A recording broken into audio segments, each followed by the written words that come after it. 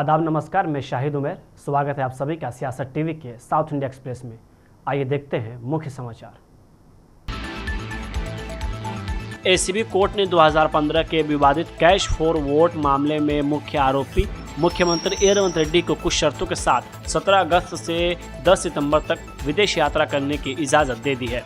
यह इजाज़त कोर्ट में एक याचिका दायर किए जाने के बाद मिली, जिसमें 23 जुलाई से 23 अक्टूबर तक मुख्यमंत्री के पासपोर्ट के अंतरिम कस्टडी और जमानत की शर्तें में ढील देने की मांग की गई थी। खबरों के मुताबिक एसीबी कोर्ट ने कुछ शर्तों के साथ इजाज़त दी है। इन शर्तों में 1 लाख रुपए का पर्सनल बॉन्ड और एक जमानतदार देना, साथ ही विदेश में अपने पति और कॉन्ट्रैक्ट की जानकारी जमा करना शामिल है। कोर्ट ने उन्हें एक हलफनामा भी जमा करने का निर्देश दिया है, जिसमें वे 18 सितंबर तक पासपोर्ट वापस करने का वादा करेंगे।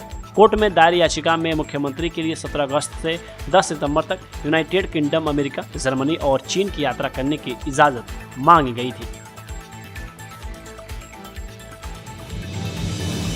मंत्री पोन्नम प्रभाकर ने कहा कि हैदराबाद स्टील ब्रिज का जल्द ही उद्घाटन किया जाएगा और हैदराबाद शहर के लोगों को उपलब्ध कराया जाएगा। पोन्नम ने आज सुबह मंत्री अजहरुद्दीन के साथ सैदाबाद स्टील ब्रिज और मुसराबाग ब्रिज के काम का निरीक्षण किया।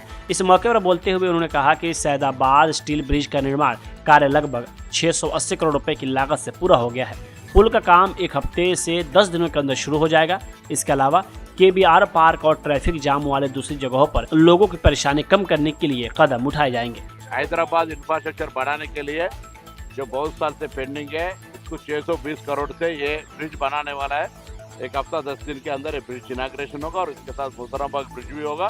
इसके अलावा भी हम लोग केबीआर पार्क और दूसरे जगह भी जो ट्रैफिक जाम हो रहा है और उसके लिए पब्लिक का बहुत सब प्रॉब्लम फेस करना पड़ रहा है, उसके लिए तुरंत इंफ्रास्ट्रक्चर बढ़ा के आने वाला जो है हैदराबाद शहर को और डेवलपमेंट करने में, इंफ्रास्ट्रक्चर बढ़ाने में रेवंत रेड्डी जी का सरकार और अभी आगे जाएगा। और एक हैदराबाद इंचार्ज मिनिस्टर के हेड पे और हैदराबाद इंचार्ज मिनिस्टर अजहरुद्दीन सब मिलके हम लोग MLA सब मिलके हम लोग यहाँ हैदराबाद के डेवलपमेंट और इंफ्रास्ट्रक्चर बढ़ाने के लिए हम काम करते हैं। ये 620 करोड़ का लागत का है और वो मुसराबाग भी 300 करोड़ वाला। तेलंगाना प्रदेश कांग्रेस कमेटी के अध्यक्ष महेश कुमार गौड़ के बयान पर बीआरएस प्रवक्ता रावल श्रीधर रेड्डी ने कहा कि यह बेबुनियाद और गैर जिम्मेदाराना आरोप है। जब आपके पास जवाब खत्म हो जाते हैं, खासकर जब सरकार के पास लोगों के मुद्दे और अधूरे वादों का कोई जवाब नहीं बचता है और वे नाकाम हो जाते हैं, तो ध्यान भटकाने के लिए ऐसी बातें की जाती हैं और ये सब कांग्रेस पार्टी की सरकार ही गढ़ती है। अगर आपके पास हरीश राव या किसी और के ऐसे काले जादू का कोई सबूत है तो उसे कानून के सामने रखें, लेकिन इस तरह के आरोपों और निजी हमले उस नेता की छवि खराब करने की कोशिश है जिससे 1 दशक तक मंत्री के तौर पर काम किया है।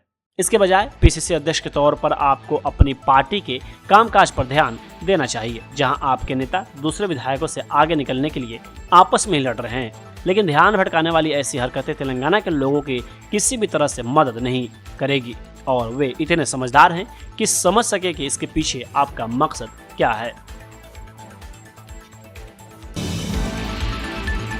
AIMIM विधायक अहमद बिन अब्दुल्ला बलाला ने आज कहा कि पहले जब बाढ़ आई थी तो हमने सरकार को बताया था कि यह एक छोटा पुल है और पानी इसके ऊपर से बह रहा है जिससे नुकसान हो रहा है। यह पुल एक बड़ी चिंता का विषय था क्योंकि स्टील ब्रिज से असेंबली और सौदाबाद तक का ट्रैफिक प्रभावित हो रहा था।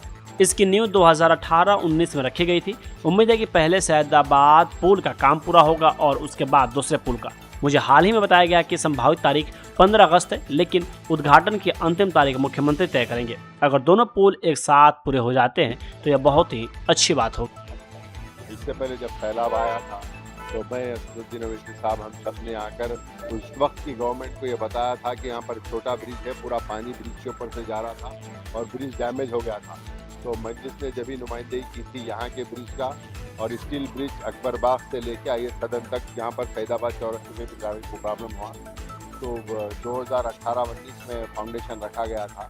आज ये मुकम्मिल तो है, जो फैदाबाद का ब्रिज पहले कंप्लीट होगा, उसके बाद जो है तो ये ब्रिज कंप्लीट होगा।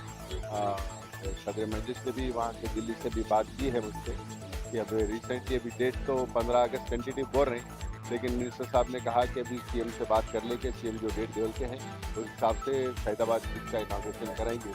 ये भी कंप्लीट हो जाएगा पूरे। अगर ये हो गया बहुत अच्छा है, दोनों एक साथ करेंगे।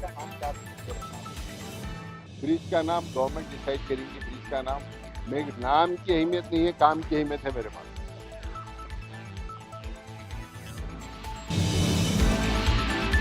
Hyderabad police Telangana phone tapping मामले में इस महीने के आखिर तक सप्लीमेंट्री चार्जशीट दाखिल करने की तैयारी कर रही है।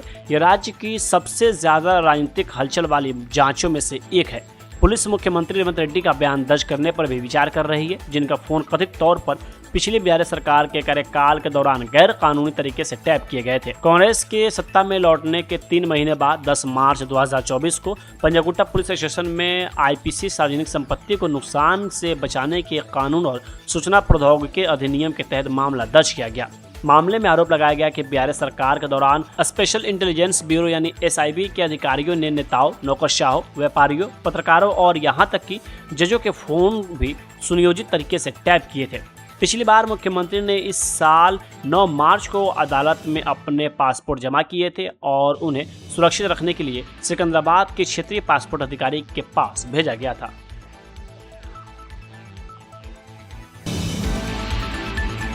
जम्मू एंड कश्मीर के आर्टिकल 370 हटाए जाने की 7वीं बरसी पर एमआईएम सांसद असदुद्दीन ओवैसी ने कहा कि वहां अभी भी उग्रवादी गतिविधियां हो रही हैं। हालांकि सुप्रीम कोर्ट ने अपना फैसला सुना दिया है और हम कोर्ट का सम्मान करते हैं, लेकिन मेरा व्यक्तिगत रूप से मानना है कि फैसला गलत था, क्योंकि आर्टिकल 370 को असंवैधानिक तरीके से हटाया गया था और राज्य का दर्जा अभी तक बहाल नहीं किया गया है। सरकार ने संसद में ही इसका वादा किया था। अगर इतने साल बीत चुके हैं तो राज्य का दर्जा बहाल क्यों नहीं किया गया? वो उनसे पूछिए दूसरा सवाल क्या सर आपने देखा उनसे तब उनसे पूछिए वो सवाल मेरे मुझसे 370 धारा हटे हुए 7 साल हो गए आज साथ के साथ किसका प्रभाव देखते हैं आप जम्मू कश्मीर में इसका? देखिए आज भी वहाँ पर खत्तो गारतगिरी हो रही है और मेरा आज भी मानना है कि वो सुप्रीम कोर्ट का फैसला ज़रूर आया, हम उसकी इज्जत करते हैं, मगर उसको सुप्रीम कोर्ट के फैसले को हम गलत मानते हैं कि वो अनकॉन्स्टिट्यूशनल तरीके से उसको हटाया गया था और अभी तक उसको स्टेट का दर्जा नहीं दिया जा रहा है। ये चीज़ है। विपक्ष स्टेटहुड की बात कर रहा है लगातार। हाँ, तो वादा किया था यहाँ पर पार्लियामेंट में सरकार ने, इतने साल अगर हो गए तो स्टेटहुड क्यों नहीं देते? आप देना चाहिए। और फिर एक गलत तरीके से वहाँ पर कॉन्स्टिट्यूंसी को आपने तोड़ा। अनंतनाग की पार्लियामेंट सेगमेंट जो है वो जम्मू में जाकर ख़त्म होती है। 2 एडमिनिस्ट्रेटिव यूनिट्स का वहाँ पर कोई मेल नहीं है। पॉपुलेशन जो आप देख लीजिए, तो ये सब कश्मीर में हो रहा है। पीओजेके में जिस तरीके से शांति है उसकी तुलना जम्मू कश्मीर से पीओजेके में जो हो रहा है मैं उसको कंडेम करता हूँ। जिस तरीके से वहाँ पर लोगों को मारा जा रहा है वहाँ की सरकार की तरफ से, मैं उसको कंडेम करता हूँ। केशव प्रसाद मौर्य ने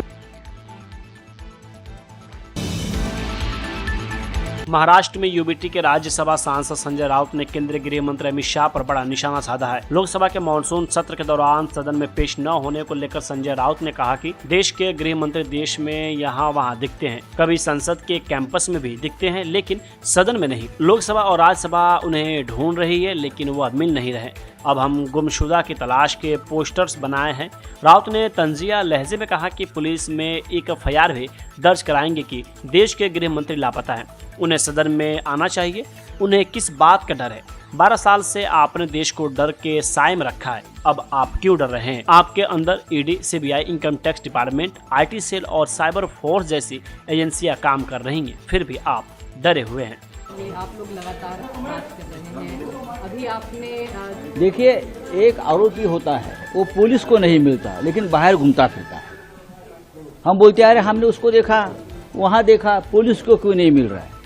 वैसे देश के गृह मंत्री देश में यहाँ वहाँ दिखते हैं, कभी कभी लापता व्यक्ति दिखते हैं, कभी संसद के प्रांगण में दिखते हैं, चलते चलते पीछे से कैमरा आता है, लेकिन सदन में नहीं है। सदन, लोकसभा, राज्यसभा उनको ढूंढ रही है।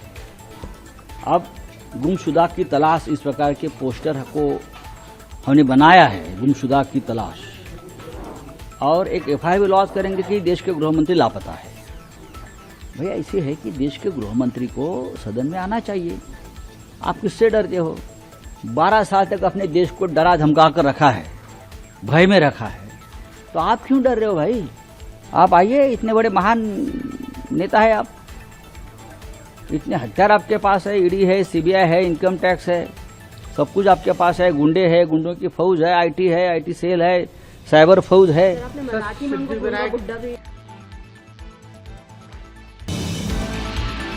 कांग्रेस सांसद पवन खेड़ा ने कहा कि कश्मीर के लोगों से उनका पूरा सम्मान, उनका अधिकार और उनका राज्य का दर्जा छीन लिया गया।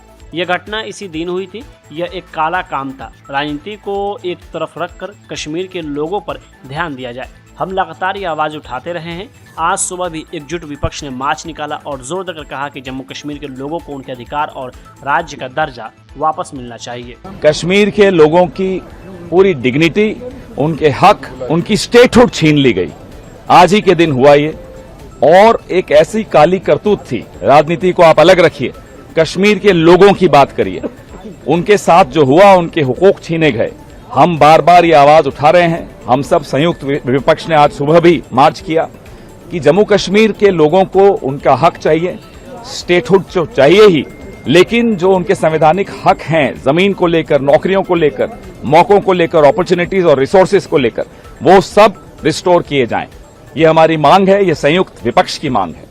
अब मैं अपने एनसी के साथियों से भी कहूंगा वो इस बात को और आगे बढ़ाएं।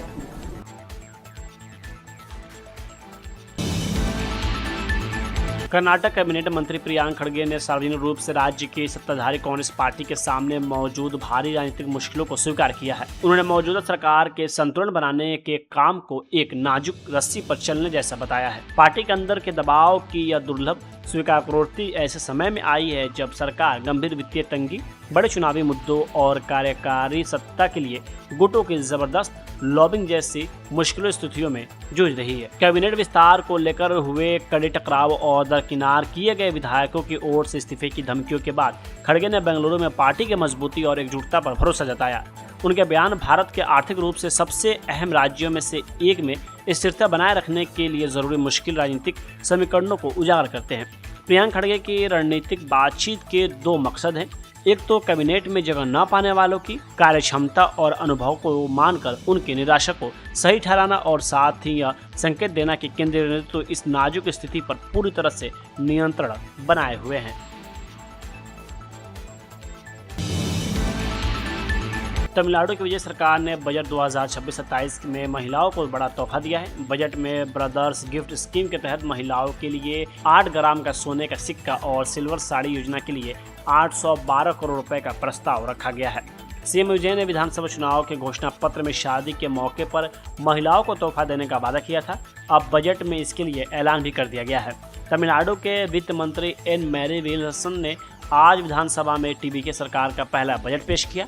विल्सन ने मुख्यमंत्री सी जोसेफ विजय की सराहना करते हुए कहा कि उन्होंने टेंडर में कुछ दलों और लोगों को मिलने वाला कट यानी कमीशन बंद कराया है। उन्होंने कहा कि राज्य को वित्तीय संकट से उबारने के लिए कई कदम उठाए जा रहे हैं। एन मैरी विल्सन ने कहा कि पहली बार हज पर जाने वाले लोगों के लिए सब्सिडी 25,000 रुपये से बढ़ाकर 35,000 रुपये की जाएगी। एक्ट्रेस त्रिशा कृष्ण पर कथित डबल मीनिंग टिप्पणी को लेकर गिरफ्तार किए गए तमिलनाडु के पूर्व डिप्टी मुख्यमंत्री और मौजूदा नेता प्रतिपक्ष उदयनिधि स्टालिन को पूछताछ के बाद रिहा कर दिया गया। रिहाई के तुरंत बाद उन्होंने मुख्यमंत्री सी जोसेफ विजय और उनकी सरकार पर तीखा हमला बोला। उन्होंने कहा कि किसानों के आवाज़ दबाने और असली मुद्दों से ध्यान भटकाने के लिए उन्हें गिरफ्तार किया गया। साथ ही साफ कहा कि किसानों के लिए 100 बार भी गिरफ्तार होना पड़े तो वह पीछे नहीं हटेंगे। रिहा होने के बाद उदयनिधि स्टालिन ने कहा कि उनकी गिरफ्तारी पूरी तरह राजनीतिक थी। उन्होंने आरोप लगाया कि सरकार किसानों की परेशानियों को दूर करने में नाकाम रही है, इसलिए जनता का ध्यान असली मुद्दों से हटाने के लिए उनके खिलाफ कार्रवाई की गई है। उन्होंने मुख्यमंत्री विजय की सरकार को सोफा मॉडल सरकार बताते हुए कहा कि यह सरकार सिर्फ प्रचार में व्यस्त है। उदयनिधि स्टालिन ने कहा कि अगर किसानों के अधिकारों की लड़ाई लड़ने के लिए उन्हें एक बार नहीं 100 बार भी गिरफ्तार होना पड़े तो वो इसके लिए भी तैयार हैं। उन्होंने कहा कि किसानों के हित में 300 किलोमीटर नहीं 3000 किलोमीटर भी ले जाया जाएगा तो उन्हें कोई डर नहीं है। उनका कहना था कि सरकार की कार्रवाई उनके संघर्ष को रोक नहीं सकती।